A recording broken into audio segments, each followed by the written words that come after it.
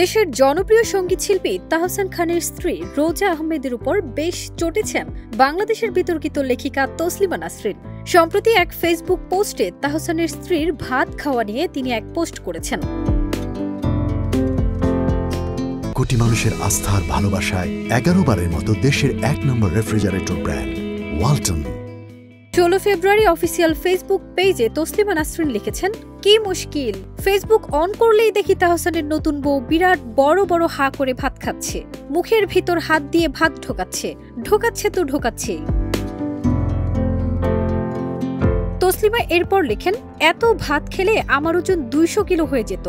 ভাগ্যবতীদের অবশ্য শত খেলেও ওজন বাড়ে না, কিন্তু ভাত খাওয়ার রিলসগুলো যাতে চোখের সামনে না আসে সেটার জন্য কি করতে পারি, পরামর্শ চাই। মূলত রোজার ছিপছিপে গঠনের দিকে ইঙ্গিত করেই আপত্তিকর ভাষায় এই পোস্ট করেছেন তসলিমা। পোস্টটি দেখে অনেকেই তার অনুপযুক্ত শব্দ চয়নের জন্য সমালোচনা করেন। পরে অবশ্য নিজের সে পোস্টটি সরিয়ে নিয়েছেন তিনি।